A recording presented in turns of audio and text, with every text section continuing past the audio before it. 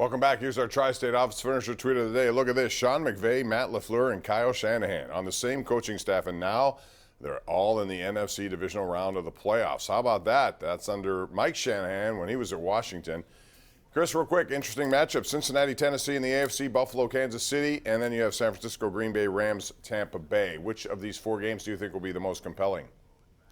I think Buffalo, Kansas City feels like a de facto Super Bowl, which is saying something given how good the rest of the field is. Like, I could honestly see any of these teams that are left winning it. Tennessee, I have to squint a little because I still don't trust Tannehill. But if Henry comes back, I mean, we've seen them be dominant.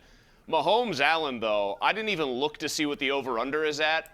There might be people saying, don't get fooled here. This is how Vegas builds casinos. This will actually be a lower scoring game. No, it won't. First of 40 wins, that's going to be awesome. Allen looked like an absolute force of nature against the Patriots. He impressed me more than Mahomes did against the Steelers.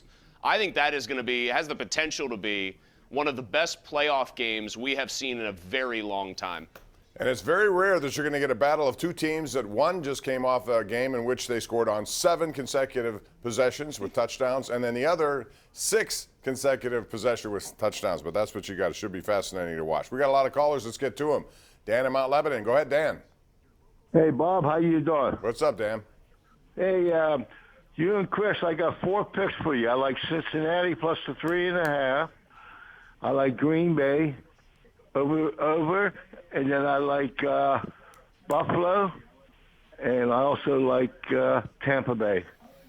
All right, thanks for that. I think Tampa Bay is really good, but there's something about the Rams that makes me think they got star players everywhere. But if I'm looking for an upset here or somebody I don't expect to win, it would be San Francisco.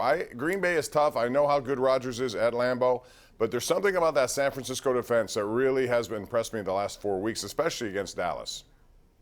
Yeah, they did it, too, for a decent chunk of that game without Bosa or without Warner, who's their elite coverage linebacker. I mean, if they get healthy, if Bosa gets out of the protocol, that is a very scary game for Green Bay. But I like Cincinnati.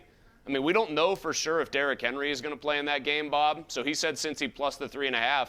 I called the one upset, by the way, last week. I had San Francisco straight up over Dallas. I think Cincinnati beats the Titans as it stands right now, whether Henry plays or not. Tell me you don't look at Joe Burrow, right? Like, Mahomes is otherworldly great. Rodgers, same thing. Brady is Brady. Allen is Allen.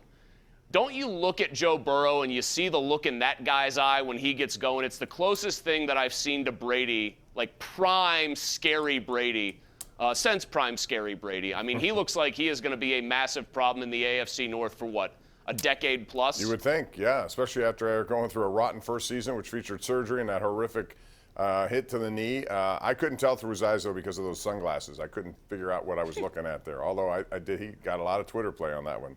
All right, let's go out to Dave in Latrobe. Dave, go right ahead, man. How you doing tonight, Bob? Good, thanks, Dave. Hey, I wanted to make some comments on the Steelers coaching staff as a whole. Okay. It seems to me every year that the Steelers have one of the lowest paid coaching staffs in the league. Correct.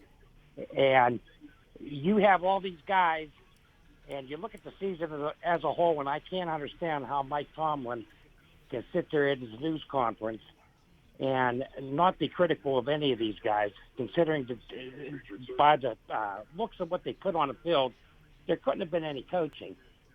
Second, I'd like to get your comments on the fact, now you hear about Keith Butler, he's saying that he's going to retire, and you already hear about the promotion from within with Terrell Austin moving up.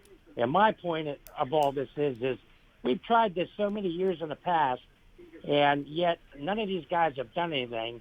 And it seems like he wants to promote from within. Yeah, the promoting from within gets a little dangerous to me, and I thank you for the call, just because it's too convenient. And, I would think that you would want – there's so many veteran, good defensive coordinators out on the market right now, Chris.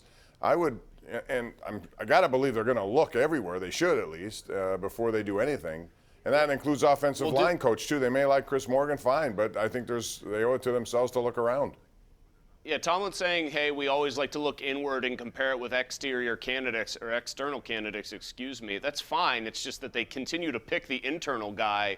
Like, Chris Morgan was okay. He was better than Adrian Clem, who, by the way, would still be here if he hadn't found a job for himself in Oregon. I don't think he would have been cut loose. But just because Chris Morgan was passable doesn't mean you don't go looking. By the way, about those other, say, defensive coordinators, Bob, the guys that are veterans that are proven in that regard, which one of them, if it's a guy who's got a long, successful track record of calling a defense, wants to come to Pittsburgh where you're going to get to help draw up the game plan, but Mike Tomlin's going to call it when the bullets are flying? I don't think a lot of guys would necessarily want to sign up for that. You know, unless that changes. Do you think Mike Tomlin, well, would you agree that Mike Tomlin is going to have more power this coming year, starting basically right now once Colbert retires? He's going to have more power than he's ever had in the organization? Because that's how I look at it. I think he's had the most power anyway. So I think if the ownership says to him, hey, we're going to have to make some amendments here. And keep in mind, by the way, the caller said, do you think Art Rooney wants to have him stop calling plays? Do you think Art Rooney's going to tell him, Mike, I think you need to do some different things on game day? All I know is they're last in the league in run defense, and they're last in the league almost in rushing offense. I mean, those are two things that the Steelers have tried to rectify for the last several years.